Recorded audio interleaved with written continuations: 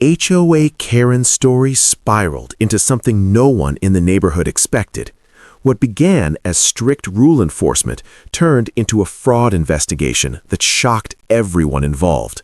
Before we jump in, like this video, subscribe for more HOA and Karen stories, and hit the hype button so this one reaches everyone who loves real neighborhood drama.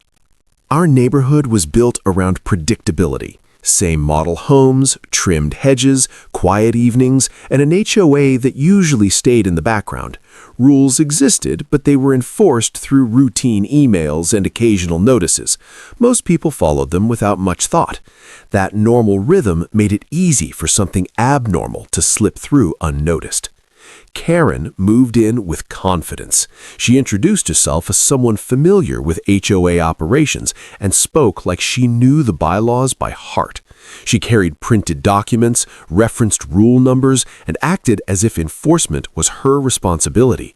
No one questioned her at first because everything she said sounded official.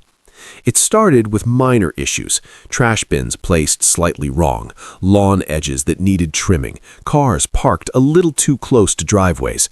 Karen delivered notices personally, explaining that the HOA was cracking down. She warned of fines and escalating penalties. People complied because compliance was easier than conflict.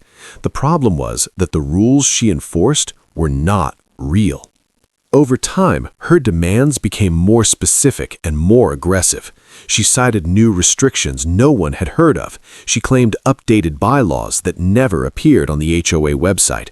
She insisted on fees being paid directly to avoid larger penalties later. A few residents hesitated, but most paid just to keep the peace. Fear spread quietly. People stopped inviting guests. Kids were reminded to stay inside. Homeowners began double-checking everything they did outside, worried another notice would appear on their door. Karen's presence alone created tension. The real HOA board remained silent. Emails went unanswered. Meeting notes did not match Karen's claims. Some residents assumed delays were normal. Others felt something was wrong but could not pinpoint it. One homeowner finally compared notes with a neighbor. Their violation notices looked similar but not identical. Fonts were inconsistent, logos were slightly off, payment instructions directed funds to unfamiliar accounts. That was the moment doubt turned into alarm. Several residents contacted the HOA management company directly. The response was immediate and clear. The rules Karen was enforcing did not exist. No new bylaws had been passed. No fines had been authorized. No one had been assigned to deliver notices in person. Karen had no authority. The HOA board launched an internal review. They requested copies of all notices Karen had distributed. The discrepancies were obvious. Documents were fabricated. Rule numbers were invented. Deadlines were made up.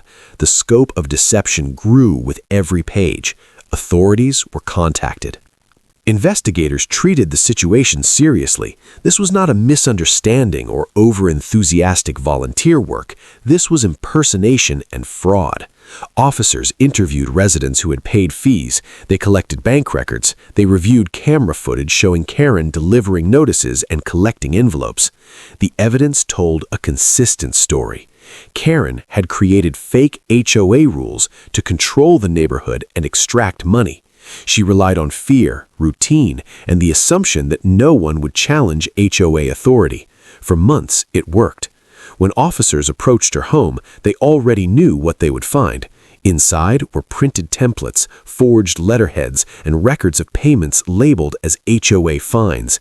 Everything pointed to deliberate planning. Karen was taken into custody. The news spread fast. The HOA issued an emergency notice explaining the situation and apologizing for the lack of oversight.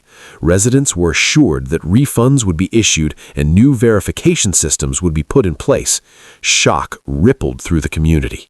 People replayed interactions in their minds, the certainty in Karen's voice, the confidence in her posture, the way she never hesitated. It became clear how easily authority can be manufactured when people expect systems to be boring and reliable. Fraud charges followed quickly. The total amount involved surprised even investigators. Small payments added up over time. The number of affected households kept growing as more residents came forward. Court proceedings revealed how calculated the scheme was. Karen had researched HOA procedures online. She copied real documents and altered them just enough to appear legitimate. She understood that most people would rather pay than argue. The judge did not treat it as neighborhood drama. Fraud is fraud, even when it hides behind clipboards and rule books. The charges reflected the seriousness of exploiting trust and community systems. The neighborhood changed after that. Residents became more involved in HOA meetings. Verification became standard practice. Official communications were clearly marked and centralized. Payments were restricted to secure portals. Transparency replaced blind trust. Life slowly returned to normal. Lawns grew without anxiety, guests parked without fear, notices were read carefully instead of automatically obeyed. The absence of Karen's constant enforcement felt like a weight lifted from the entire street. The biggest lesson was simple but powerful. Authority must be verifiable. Confidence is not credentials, and silence from officials should never be mistaken for approval. If you're dealing with HOA pressure in your own neighborhood, remember this story. Ask questions, verify rules, keep records. Most systems are only as strong as the people willing to challenge them when something feels wrong. If you enjoyed this story, make sure to like the video, subscribe for more HOA and Karen stories, and hit the hype button so these real neighborhood dramas keep coming. And comment below to tell us which country you're watching from.